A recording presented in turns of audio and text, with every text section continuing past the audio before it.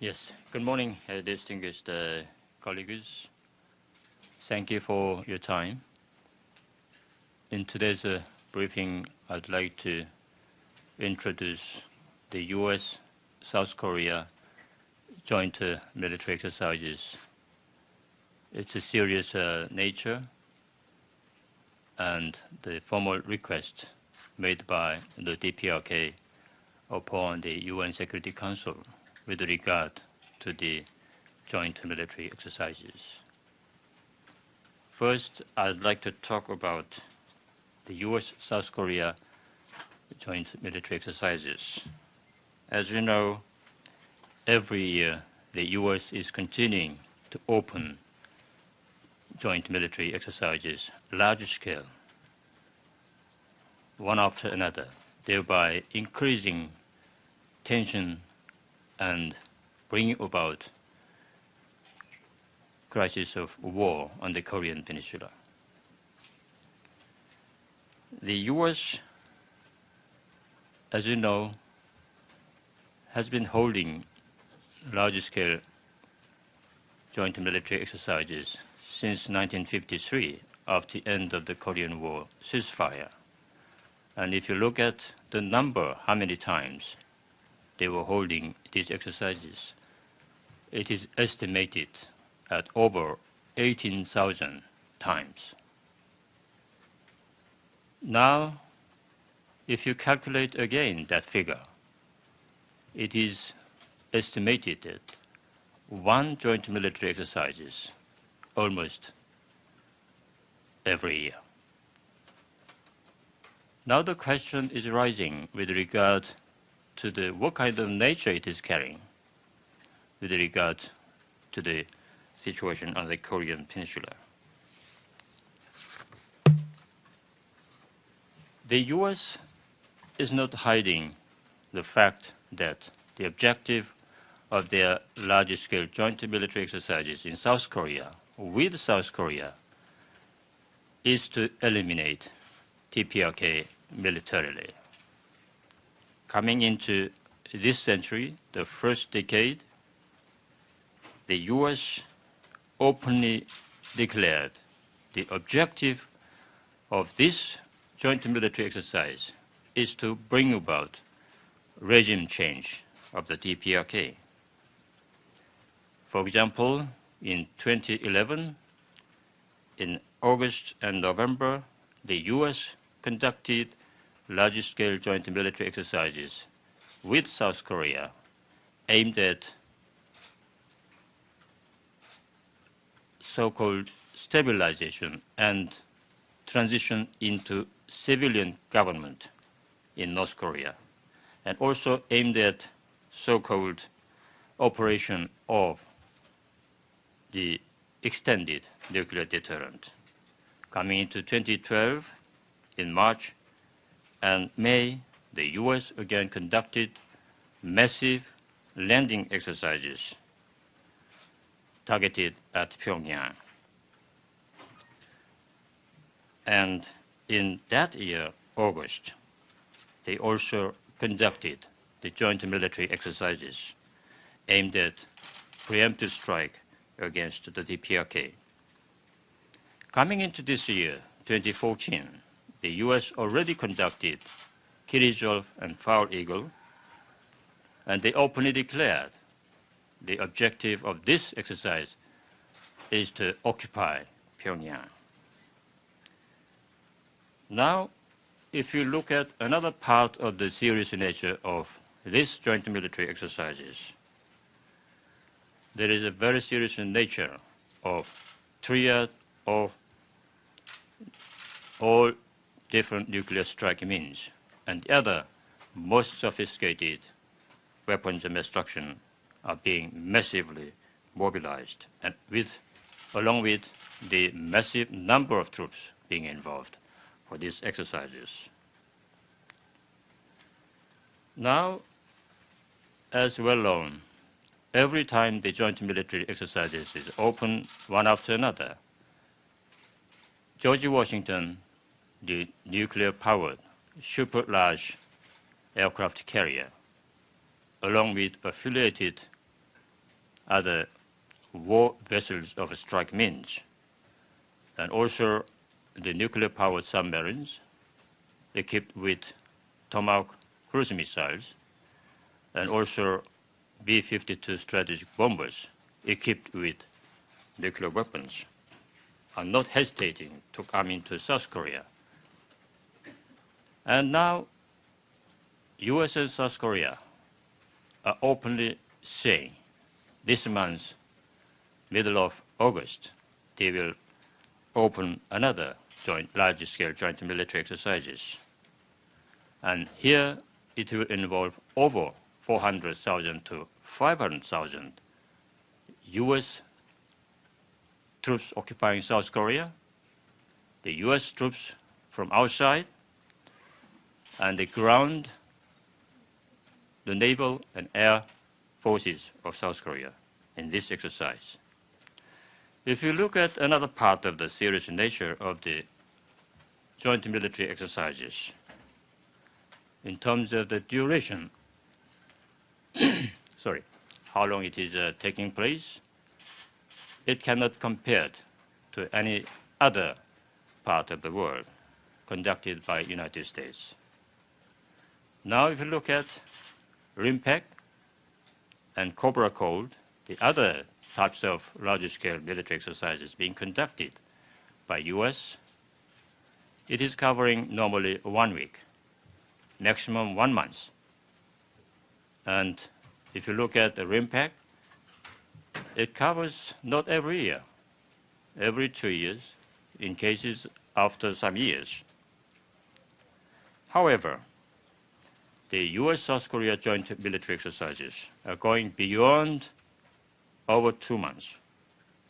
And the typical representative example is the Key Resolve and Foul Eagle exercises, which was held already in the first beginning of the year, Key Resolve and Foul, between February and last April. In last March, US issued Defense Strategy Review Report naming the DPRK the state of direct threat and the so-called the biggest adversary of the United States, openly announcing that in case of failure of their so-called deterrence against the DPRK, they will enforce their own nuclear forces for suppression of the DPRK. And this fact alone clearly indicates what kind of purpose these joint military exercises are pursuing. As clearly indicated by all these facts, the US has been conducting for the last 6 decades, over 6 decades, without any sign of ending and suspension. And they are carrying the nature of aggression, offensiveness, and provocation against the DPRK in view of their nature and scale.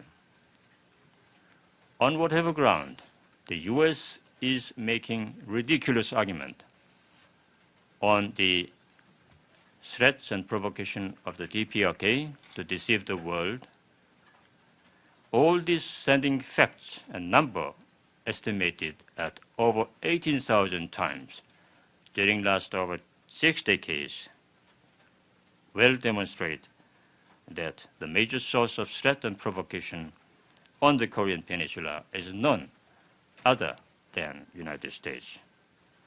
Second, I'll talk about the self-defensive countermeasures of the DPRK in response to these provocative, aggressive joint military exercises. As you know well, now the ground, naval, defense, and air defense forces of the Korean People's Army, including the strategic forces, are staging the ballistic tactical rocket launches of ultra-precision, and also all different mission artillery fire in order to increase the power of self-defense. Now, all this kind of rocket launches are giving great strength and encouragement to the Korean People's Army and the people so that they can make steadfast progress in the nation building based on this strong self-defensive power. It is because all these successful launches are taking place in the middle of the aggressive, provocative military exercises of war against the DPRK.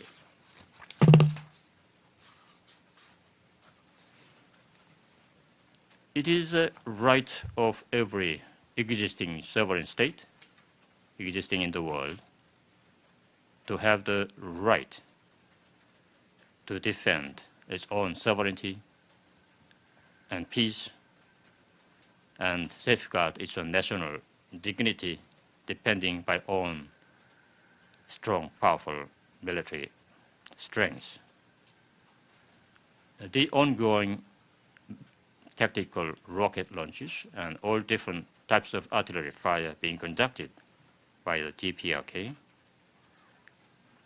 it is quite natural, more than justifiable, because this is in response to the grave situation created by the large-scale joint military exercises. And because of these ones, the war danger is being increased. The environment for security and peace, valuable for us, is not gifted by anybody. It is not commodity somebody can buy or sell. Genuine peace can be safeguarded.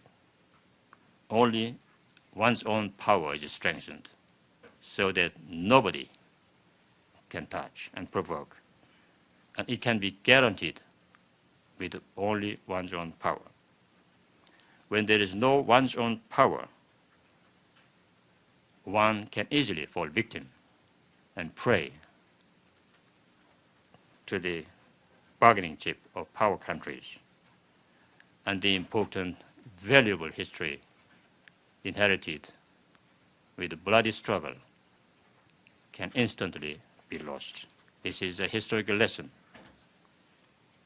The DPRK consistently has been warning the US and South Korea to stop immediately all these dangerous joint military exercises, because they are increasing only the danger of war, threatening the peace and security on the peninsula. Coming into this year, last January, as you know, the DPRK National Defense Commission, the supreme governing body, issued advanced crucial proposal, followed by open letter. Last June, the National Defense Commission advanced another special proposal, and last July, DPRK government issued a statement. All these proposals are containing the proposal on full-scale suspension of these exercises, and DPRK went ahead with unilateral, generous measures by its own to show good example. However, every time we came to propose important proposals, the US and South Korean authorities made challenge by responding and opening provocative joint military exercises together, disregarding the sincerity and generosity of the DPRK. What is more serious is the fact that last February, the US flew into South Korea B-52 strategic bombers equipped with nuclear weapons when North and South Korea were sitting together face to face on a dialogue table to come to agreement on separate family reunion. There was another provocation. Last July, again, the North and South Korea were sitting together on our initiative to discuss the participation of DPRK players in the Asiad to be held in South Korea in coming September. The U.S. did not hesitate to bring into South Korea George Washington super large nuclear-powered aircraft carrier. All these facts clearly indicate the U.S. is misbehaving militarily in order to undermine dialogue, easing of tension, and North-South relations improvement environment. And it is reminding us of the historical last symptom of mentally retarded patient. Despite the fact that the U.S. is the major source of the increased tension on the Korean Peninsula, the U.S.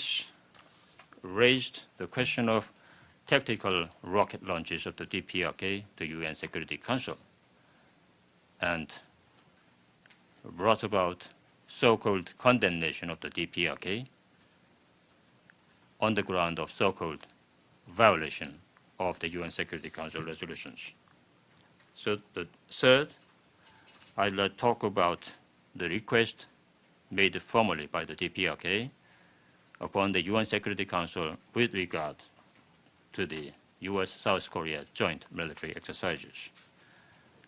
As we have seen in the above, the U.S. and South Korea joint military exercises is the root cause of the aggravation of tension on the Korean Peninsula, and as long as it is not removed, the peace and security of the Korean Peninsula cannot be guaranteed, no matter how long it goes. In this regard, last July 21st, the DPRK presented formal request to the Security Council to open emergency meeting with regard to these exercises. If the UN Security Council is genuinely serious about the peace and security of the Korean Peninsula, the Security Council should put into agenda this question of joint military exercises of the U.S. and South Korea and discuss the matter very seriously. If the UN Security Council turns away from this official request of the DPRK for the emergency meeting, it will only expose itself as a UN body which lost principles, which lost impartiality, which lost responsibility with its mandate of securing international peace and security. As long as the U.S. continues, the UN Security Council continues to disregard and turn away from this formal request of the DPRK in contravention of its mandate for international peace and security, DPRK will go along the path of its own choice. The prevailing situation on the Korean Peninsula more than clearly proves that the pursuance and adoption of the parallel line policy of national economic building based on powerful nuclear deterrent is the right choice DPRK made. As long as the U.S. is continuing nuclear blackmails against the DPRK, the DPRK will strengthen, consolidate, rock firm its nuclear deterrent, gaining greater momentum and gaining greater upsurge. As long as the U.S. is continuing the provocative, aggressive, joint military exercises on the Korean Peninsula, the counter-actions for self-defensive nature by the DPRK will become annual and routine.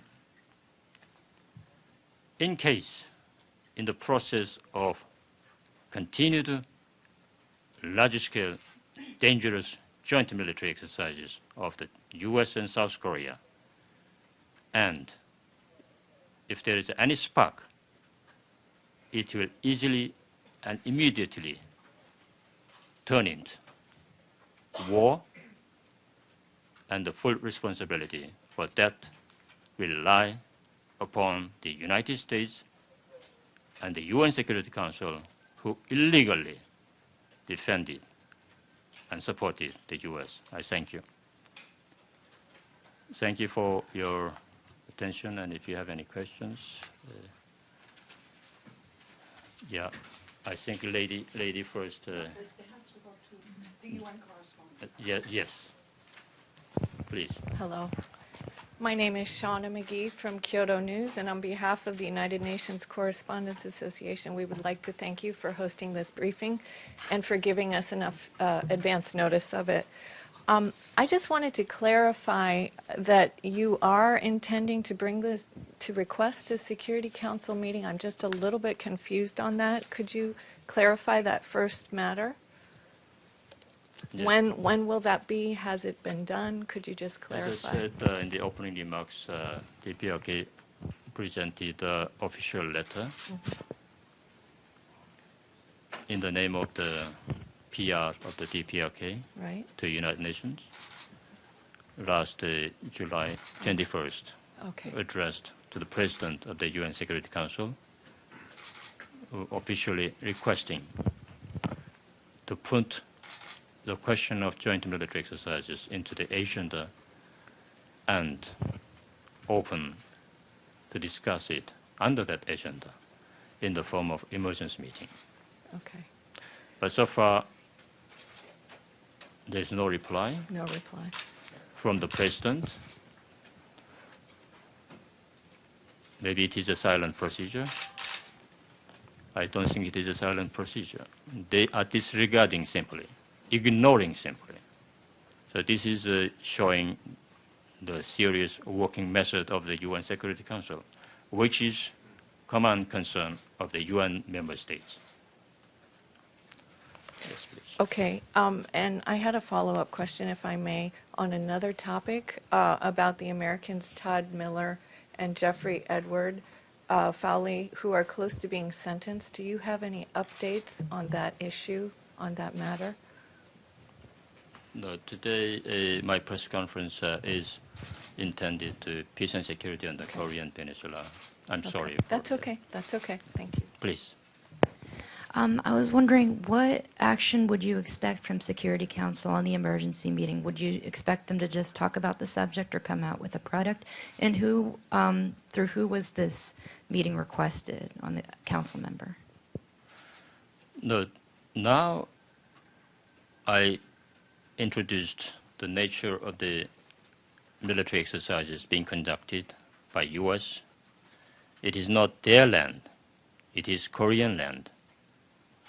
Now they're holding it for over 6 decades, unnoticed by the international community. We have been continuing to struggle to stop it. U.S. simply ignored it.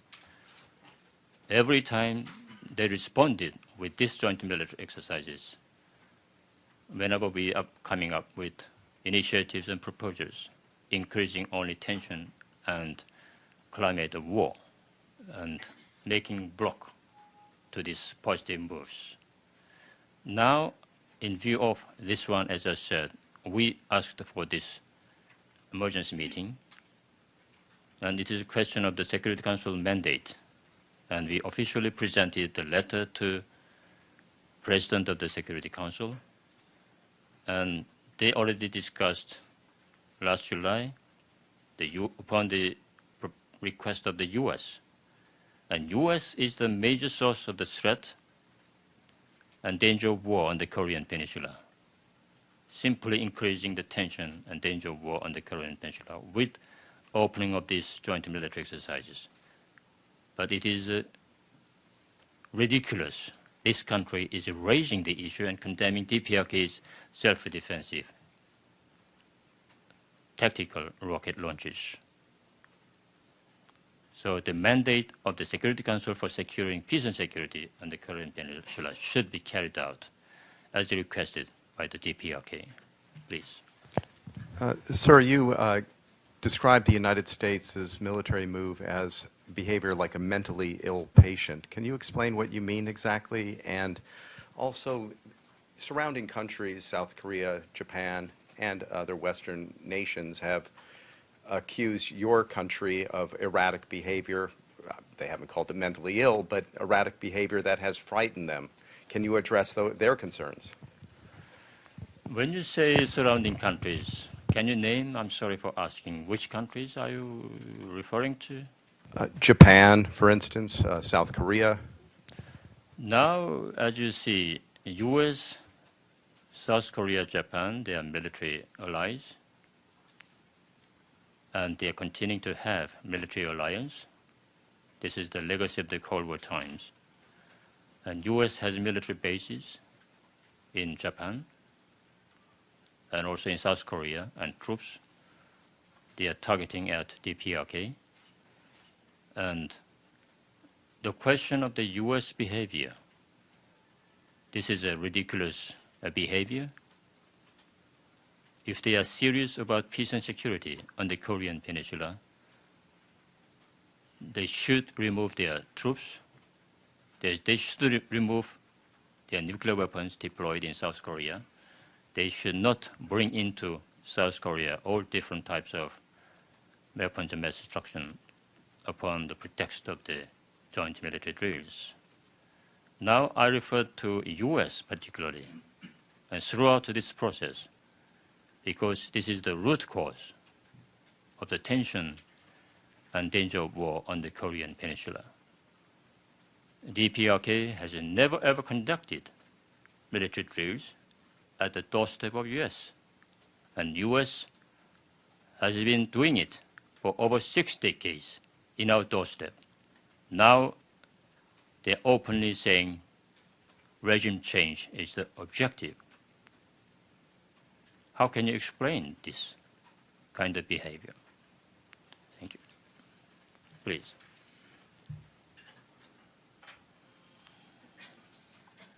Thank you very much, Mr. Ambassador. Edith Lederer from the Associated Press. 2 questions. First,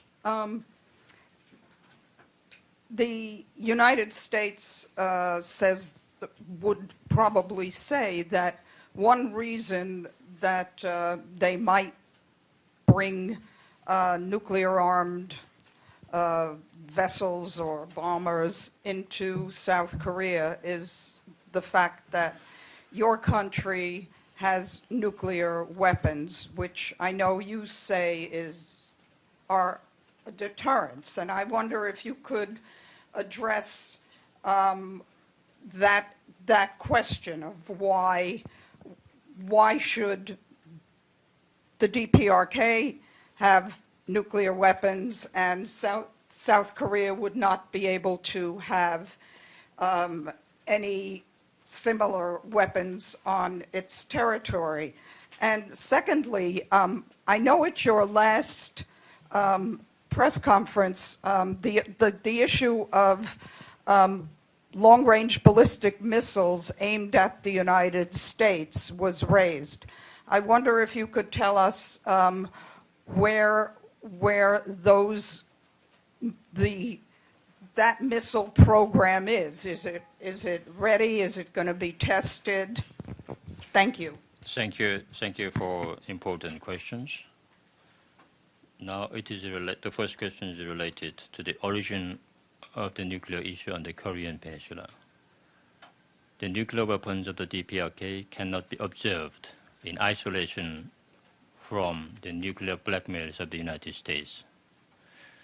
If there was no nuclear weapon deployed into South Korea by US, if there was no nuclear blackmails, as is the case with the opening of all these continuing ongoing joint military exercises involving 3 other nuclear weapons, if the US did not pursue the policy of nuclear preemptive strike against the DPRK, as is the case since 202, Bush administration adopted first time ever the policy of nuclear preemptive strike against the DPRK by listing it as the target and naming DPRK the same year as axis of evils. So if all these things were not around, then there will be no nuclear weapon of the DPRK, as the case now. And DPRK has no other option but to go nuclear under the nuclear weapon threats. And the threats has been lasting since the Korean War 1950, as you know. President Truman of US considered the need of nuclear weapons, announced it openly, so they became to have separate families on the Korean Peninsula. Under these blackmails, 10 million. Now, in the opening remarks, I raised the question of separate family reunion meeting dialogue between North and South Korea. These separate family unions are product of the nuclear blackmails during the Korean wartime. So you can imagine, no country in this world has been living like DPRK under serious threats to its existence, threat to sovereignty, threat to the survival of the DPRK.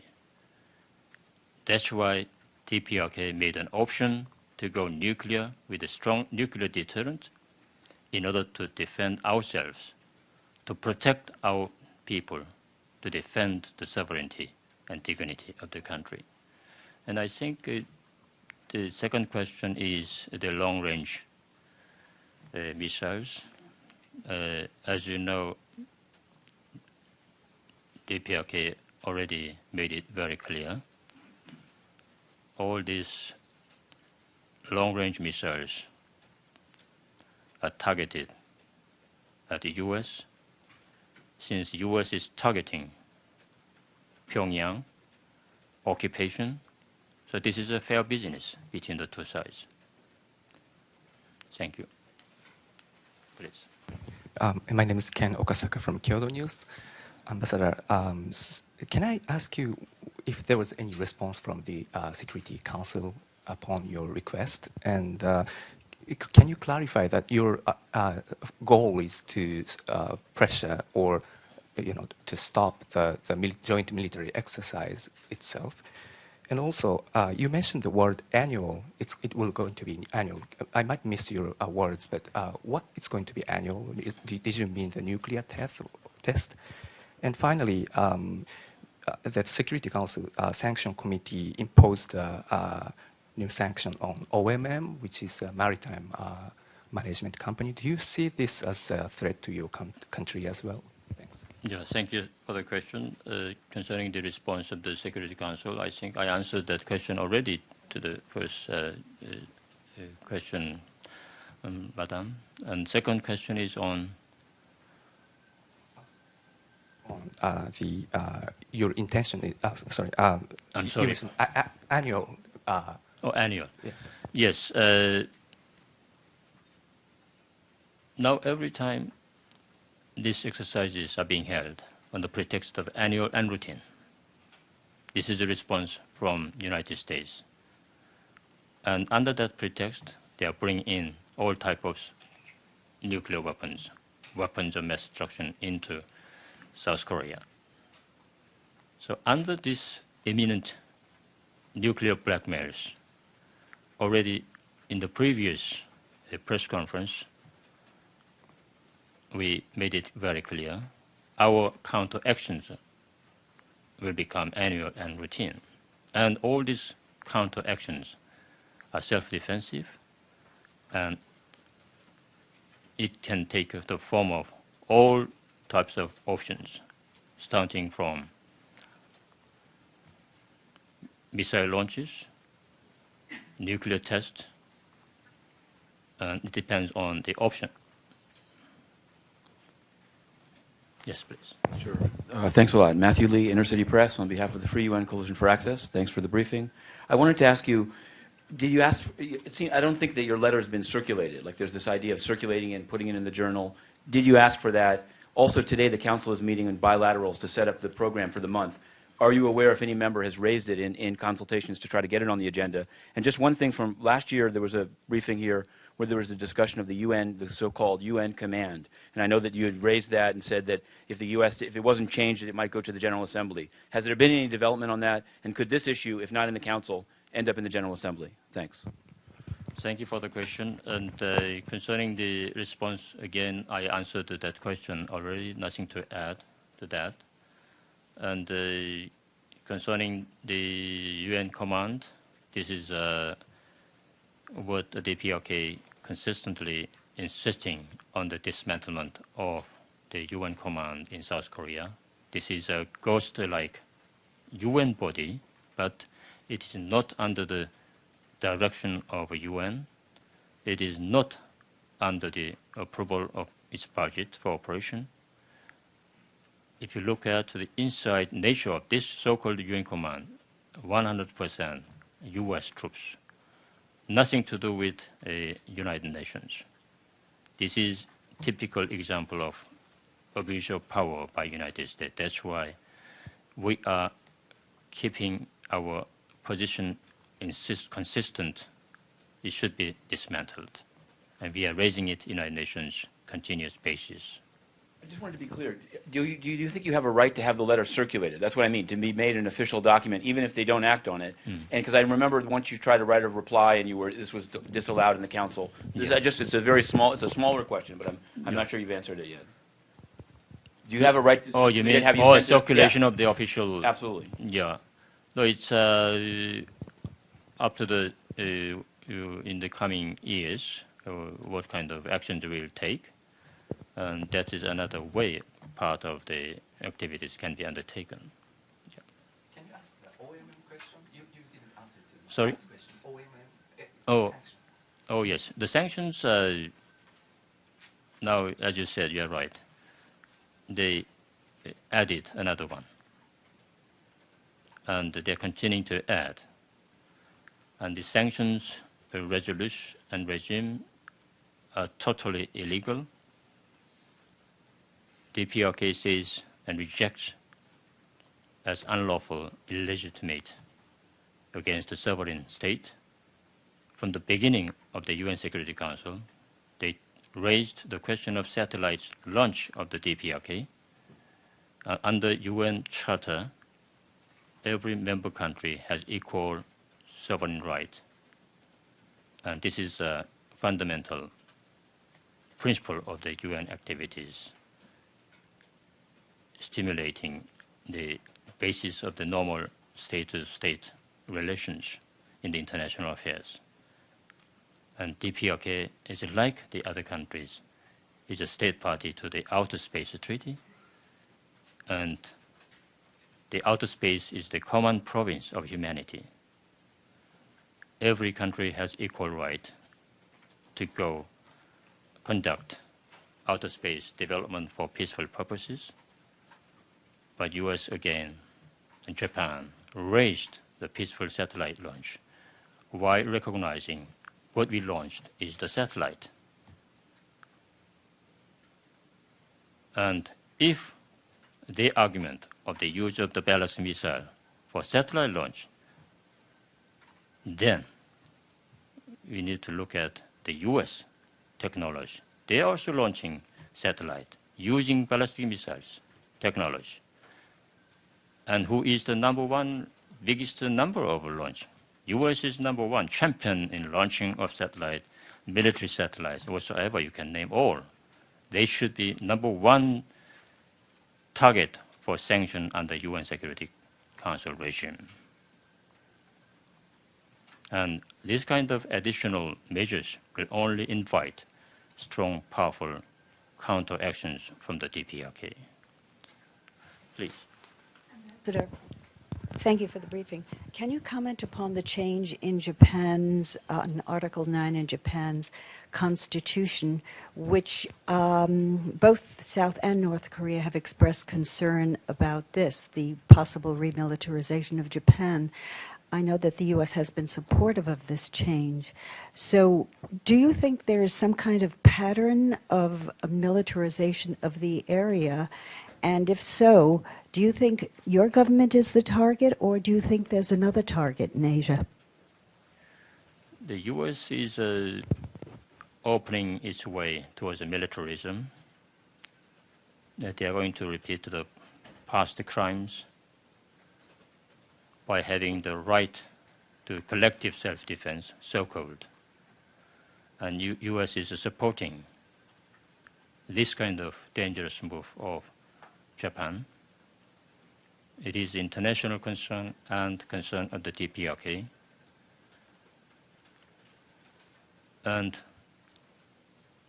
in the case of Japan, already with the current administration, the Prime Minister visited Yasukuni Shrine, where the A-class Second World War criminals are buried, symbol of crimes against humanity, and thereby provoking international community with no regard to apologies to the past crimes committed by Japanese emperor soldiers. And now they are going through another military moves.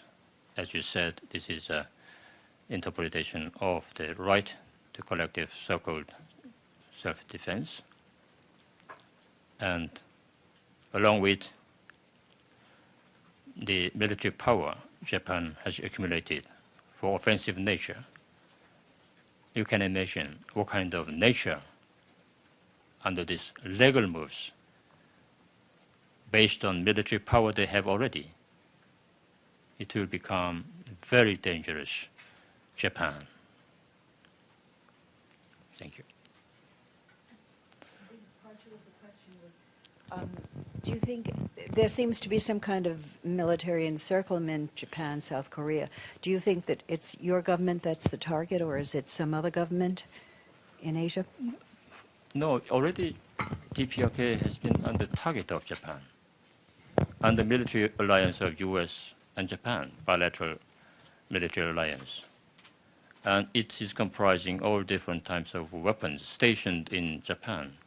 Even nuclear weapon carrying aircraft carriers are freely entering into Japan under secret agreement adopted 1960, and nuclear powered submarines, and they are all targeted, and they are conducting regular basis military exercises. And Japanese troops already were involved in last July when George Washington, as I said in the opening remarks, Washington came into South Korea with its fleet, and Japan was involved in maritime naval exercises, US, South Korea, and Japan. So already under the support and encouragement of the United States, which is a very dangerous support, Japan is already opening its wings of militarism against the neighboring countries. Yes, please. Thank you. It's Hart from Korean Broadcasting System of South Korea. I have two questions. One organization of North Korea said that if United States and South Korea joint exercise will keep on August, will you attack Blue House of South Korea and White House of the United States? Can you explain what that means? And the secondary question is, if South Korea and United States will keep on that joint exercise, do you think that will influence the decision of North Korea to participate in Asian Games in September?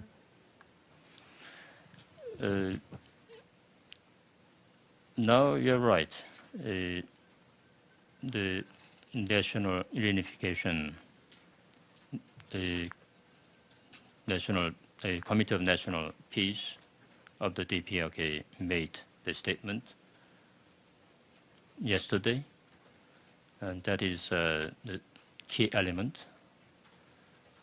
And if you look at